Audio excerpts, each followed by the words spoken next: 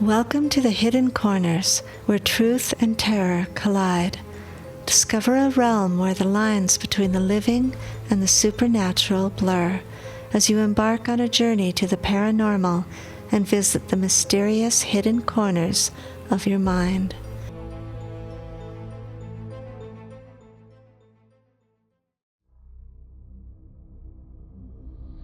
Good morning, everyone. It is snowing like crazy out here in the desert. I'm very sorry, but Clay is unable to read our story today, so you're just going to have to put up with me and my voice for today's episode of the Wolfman Series. I really apologize, and we will upload Clay's version as soon as he's able to record it, and he'll be back for next week's episode as well. I want to say it's been really fun writing this story, and I'm glad so many of you are enjoying it, and I really appreciate all the great comments. Thank you for that. I'm excited to be sending books 1 and 2 off to the publisher, and we'll be writing book 3 with all new adventures for Jack and Catherine. So again, I'm sorry Clay can't be with us today, but please enjoy the story anyway. This is part 23 of the Wolfman series, Werewolves on Fire, and this episode occurs in Norway. Pregnant? Really, Jack, that's the best you could come up with? Sasha teased as they sped away in the sled, safely through the Russian-Norwegian border. Jack laughed. Well, it worked, didn't it? It was brilliant. She leaned over and gave Jack a kiss on the cheek. Well, you throwing up on the guy's boots was perfectly timed. How'd you do that anyway? Are you feeling okay? Jack was concerned. Sasha had been running a fever, and he worried that her bite wounds might be getting infected. I'm okay, really, Jack. Throwing up is a skill I learned as a child.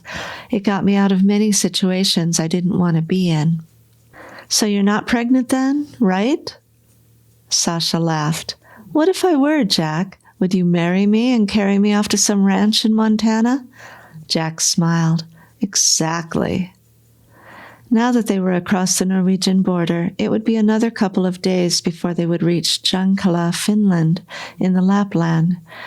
There was miles of snow and great rivers to cross before reaching their destination, but they would be following the annual migration path of the giant reindeer herds and would come across several more herders that would join them along the way. Una prepared to spend the night outside of town in the safety of the forest, where she could keep the reindeer tethered for the night. She had brought along the traditional Sami tent called a lavo.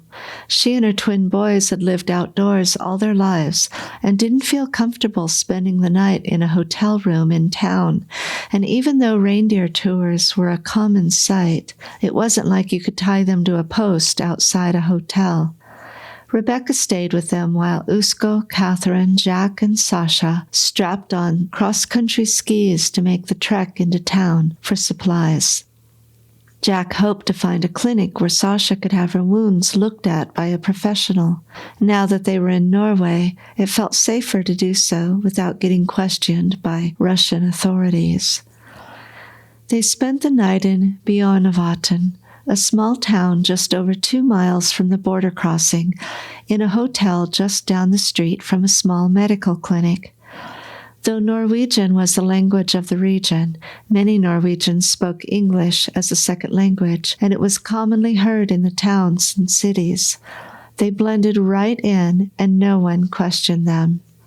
Back at the hotel after a nice dinner at a nearby restaurant, Jack inspected Sasha's wounds. They're looking really good. No redness. I don't think they're getting infected. He put on more antiseptic cream and rewrapped the wounds with clean bandages. I told you I was feeling fine. I don't think we should take the time to go to the clinic. They'll want blood samples, and honestly, we don't know what that's going to look like. I'm feeling fine. I don't want to take the time or the risk. Let's just get the supplies we need for the next part of the journey and get the hell out of town. Sasha was adamant. Well, I know I'm not going to change your mind, Sasha, but I don't want you to lie to me either. If you can look me in the eye and tell me you're 100%, I'll believe you and let it go.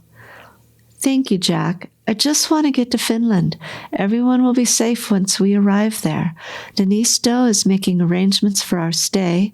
We'll get new identities. We'll be safe. We can decide where to go from there. Jack paced the floor in the small hotel room. Do you think we'll ever really be safe? I don't know if new identities are going to be enough to keep Catherine and ourselves out of harm's way. And what about our lives? I've got a ranch. Kat's got an art gallery and a home in Colorado. Usco's got family. You've got a job. I'm not so sure getting a new identity is the answer. Well, what else do you suggest? Sasha asked. I don't know. I mean, think about it. They know Usco took the wolves from the laboratory. His family is certainly not safe. We know they're searching for Kat and will stop at nothing to get her blood. We're not sure they have any intel on you yet, but it wouldn't surprise me if they already knew you were assisting us. And they don't have anything on me, but they know I'm her brother. And then there's still the issue of Julian and the mess he got us into. We've got feds looking for us in the States, the drug cartel in Mexico, Putin's henchmen in Russia. Where on the planet would we be safe? Sasha sighed. Well, we could always fake our deaths. Jack looked at her and laughed. You say that like it's easy. Sometimes it is. Are you serious? Yes, I'm serious. It just takes the right people to create the right scenario.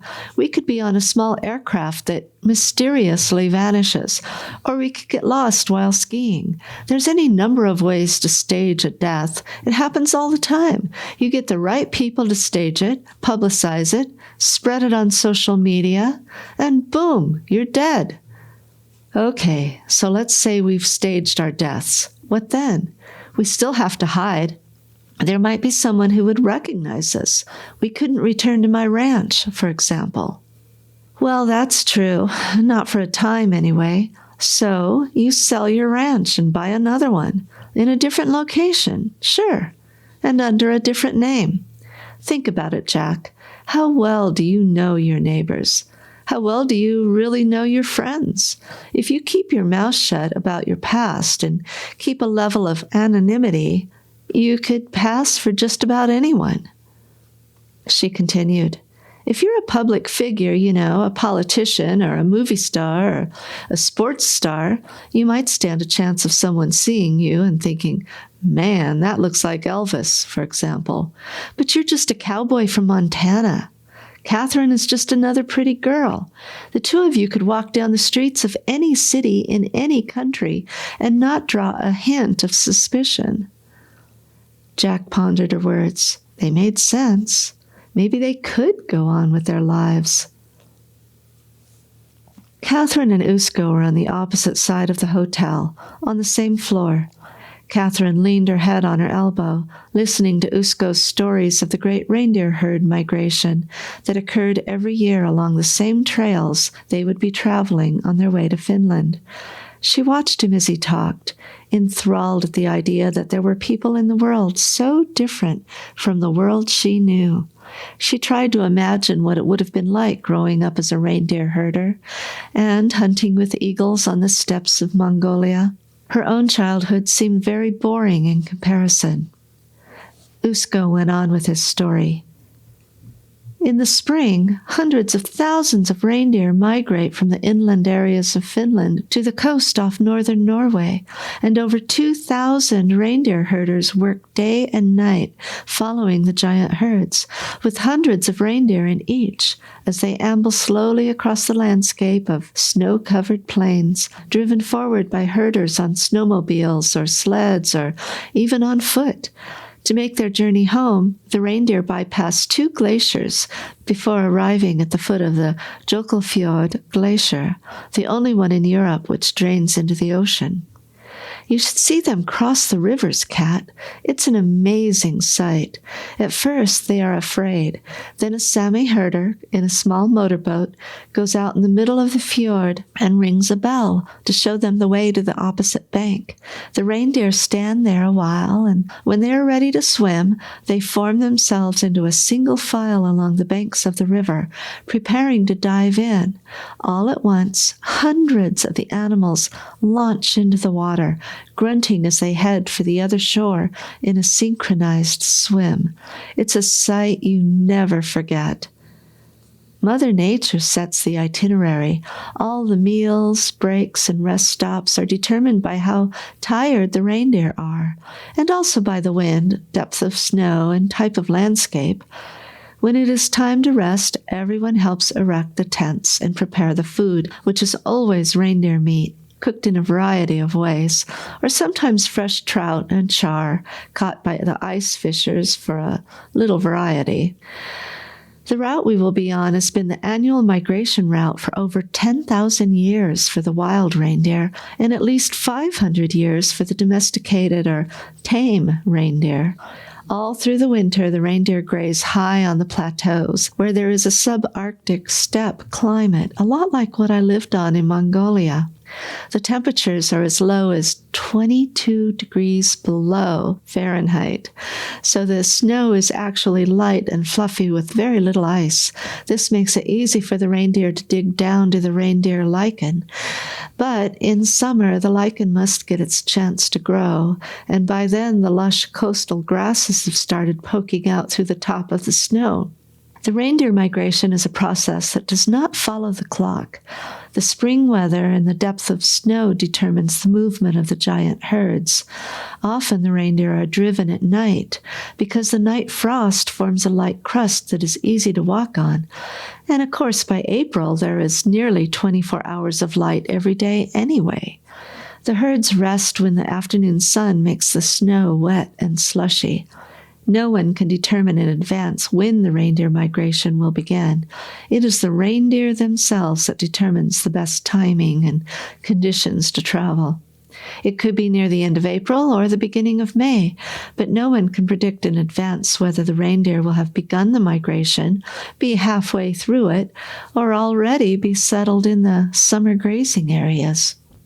It really is a unique culture. My mother was born into this way of life, and she never really felt comfortable living with my father's other wives and keeping house. I'm glad my father let her choose to go back. She is still his wife, though, so she must return to him once every couple of years to do her duties and teach the younger wives how they should behave. He laughed at this idea. She has always been so headstrong. I think that's the reason she was always his favorite. Do you think I'll ever get to meet your dad, Usco? Well, I hope someday you can travel to Mongolia with me, and then you can meet him. I'm glad my mother was able to help us cross the border to safety, so at least you got to meet her. But right now, we just have to focus on getting you to Finland. I don't really understand why we'll be safe in Finland. I mean, why not here? Or Sweden? Or any of the other Scandinavian countries? What makes Finland special? Well, Usco laughed. When it comes to safety, really any of the Scandinavian countries are safe. Tourists usually prefer Norway because of its soaring mountains and breathtaking fjords. Greenland rates high for people who love solitude. But Finland has these amazing fairy tale-like forests, and as a wolf, particularly a werewolf, Finland seems like the safest country to be in. And then, of course, there's Iceland, which is like no other place on Earth, but with a lot less forest to hide in. Catherine laughed. I see your point. You're thinking of us as wolves rather than humans. I'm going to love it there. I just know. She snuggled up to Usco and felt completely at peace. Miguel, good to hear from you, brother. We've been out of cell service range for days. Kat tells me you're in Helsinki. Is that true? Yeah, man, I couldn't just sit around waiting to hear from you. I didn't know if you were dead or alive, and that damn sister of mine was driving me crazy. So I flew here. Met me a really sweet airline stewardess, too. Jack laughed. Good to hear. We've just crossed into Norway. You won't believe how we're traveling. What, walking? Miguel chuckled. Hell no. We're riding in sleds pulled by reindeer. Miguel laughed out loud. You're kidding me. Nope. Kat and Usco are in one sled. Sasha and I are in the other. We had a little trouble getting through the border crossing, but it was a lot easier than trying to take the main crossings by car or train. We can't risk Kat getting caught by the Russians. So we're really traveling by reindeer. Miguel could not stop laughing. When he finally caught his breath, he said, Well, tell Santa hello for me, then burst into laughter again. Jack snickered. Sasha says to just stay where you are. We're heading to Helsinki. It's going to take us a few days to get across to Finland, and we won't have any reception along the way. Once we get across the border, I'll try you again. Sasha says we can get new identities there. What, as elves? He burst into laughter again. All right, buddy, I'll talk to you soon. Jack rolled his eyes at Sasha. Just wait till you meet him. He is a character. It sounds like it, she replied. Think he can stay out of trouble till we get there? Oh, he'll know every bar in town and have half a dozen girlfriends by the time we arrive. Smoke had already filled the hallway by the time Jack awoke. He was dreaming he was back at the ranch, sitting around the campfire with the cowhands, drinking a cup of coffee and telling tales. The smoke was getting in his eyes, drifting up his nose. He figured he'd better stand up and shift his camp chair till the wind changed directions again and carried the smoke to the other side of the campfire. It was then that he woke and realized the room was filled with smoke. Sasha was gone. He jumped out of bed and grabbed his clothes, dressing as he made his way to the bathroom door, hoping she was inside. But she wasn't there.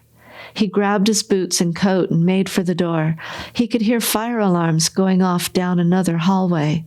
The thought crossed his mind that he hadn't heard one down his hallway. Strange, he thought briefly, as he made his way down the hallway, knocking loudly on the other doors as he passed them. He couldn't quite remember what room number Kat was in, but he knew it was down the long corridor from his room, around a couple of corners, to the opposite side of the building. The smoke was making his eyes burn, and it appeared to be getting thicker as he made his way down the corridor.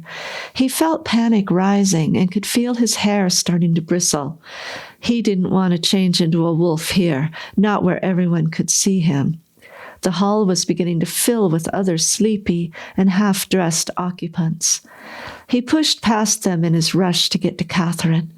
Where was Sasha? As he turned the corner of the hallway, he could see flames and knew the farthest part of the hallway was already engulfed. The smoke was thick, and he held his coat against his mouth to avoid breathing it in. But his eyes were burning. He yelled, "Catherine!" at the top of his lungs and pushed past a horde of people coming toward him through the narrow hallway, attempting to get to the emergency stairs. "Catherine!" he yelled again. The far end of the hallway was completely engulfed in flames now. He couldn't go any further. He hoped they were already outside, waiting for him. The thought flashed through his mind that they might be trying to find him, and he should turn around. His eyes were stinging, and he couldn't stop coughing. The sound of the fire alarm was deafening, and he was becoming disoriented. He turned and felt someone grab his arm. He couldn't see who it was, but they were leading him through the hallway toward the exit doors. He stumbled down the stairwell, finally able to catch his breath when the coughing subsided. The person leading him down the stairs had a red bandana wrapped around their face, and it wasn't until they stepped out into the cold night air that he realized it was Sasha. "Where the hell were you?" he yelled. "Where's Catherine?"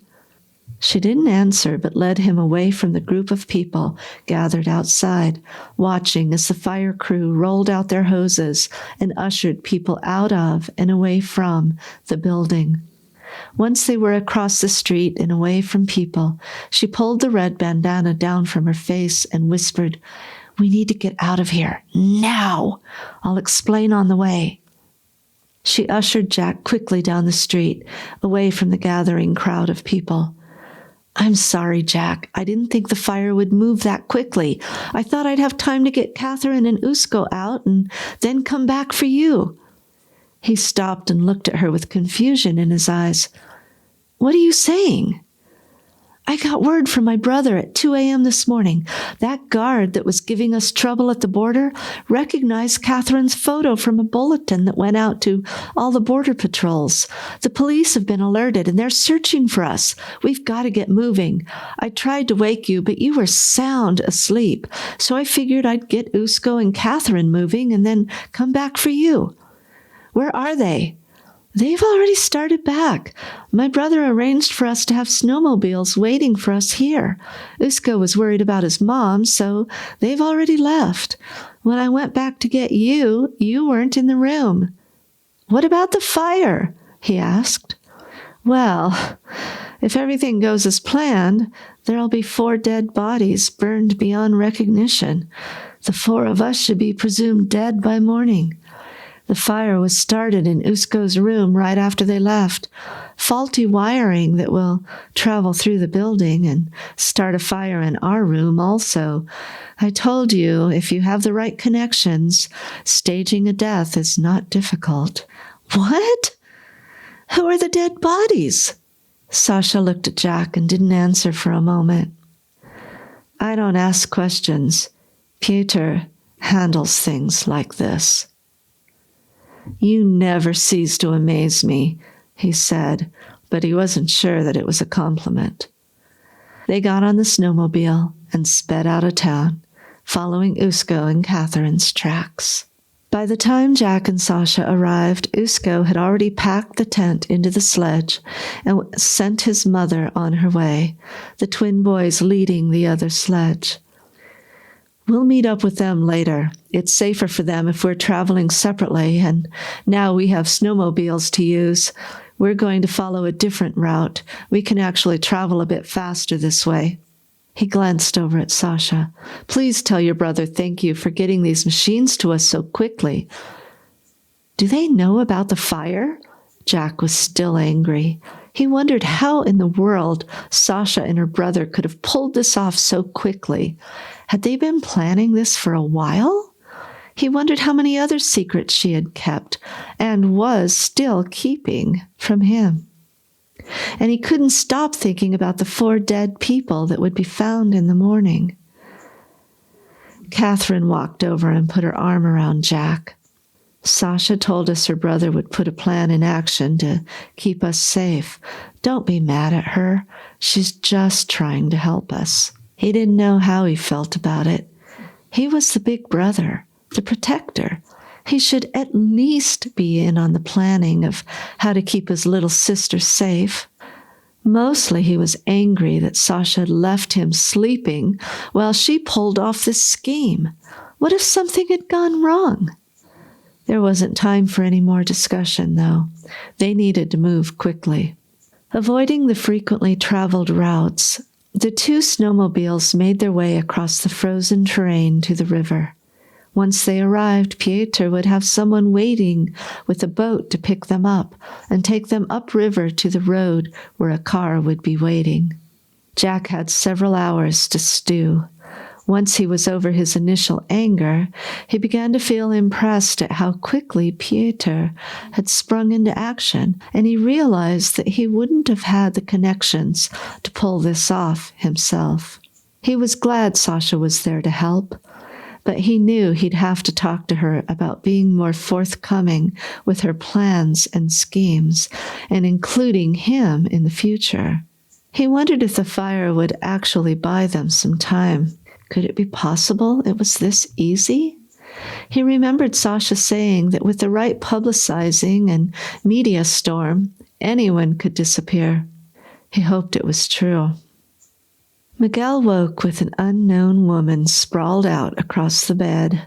He vaguely remembered meeting her at the bar the night before, but for the life of him, he couldn't remember her name. He got up and stretched and started looking for his clothes, kicking an empty bottle of tequila out of his way. His head hurt. He finally found his pants and shirt on the floor in the little kitchenette.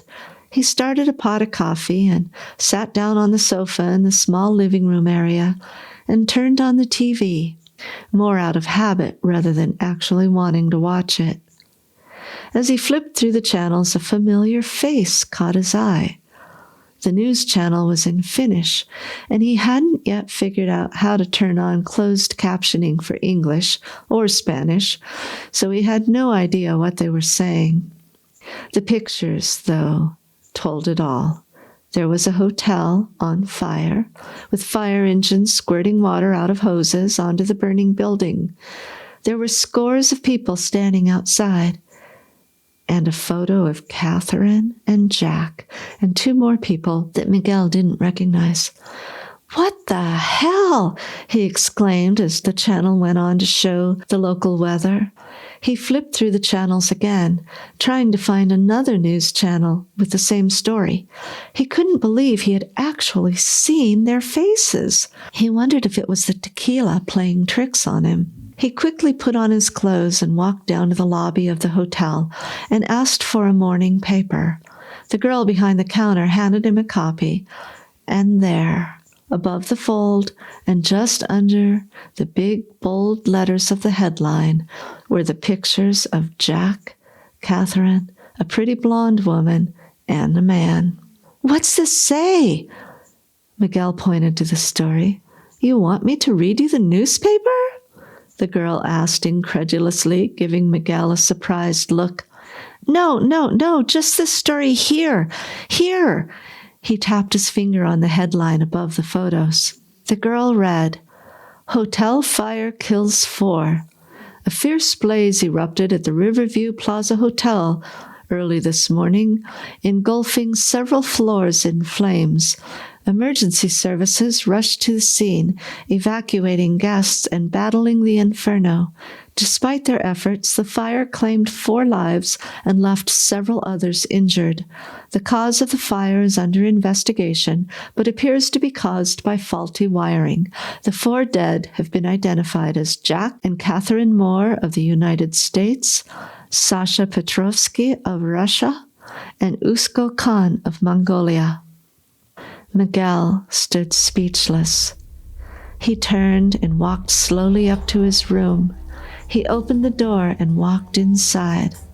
He poured himself a cup of coffee and sat down on the sofa and began to sob. Well, thank you for listening to this week's episode of the Wolfman Series, and I hope you didn't mind it being in my voice, but we will get Clay to read it again so that you can hear it in his voice. And next week, we will have the grand finale of the Finland story and move on to Book 3 with New Adventures of Jack and Catherine. So thank you and have a wonderful week, and we will see you next weekend.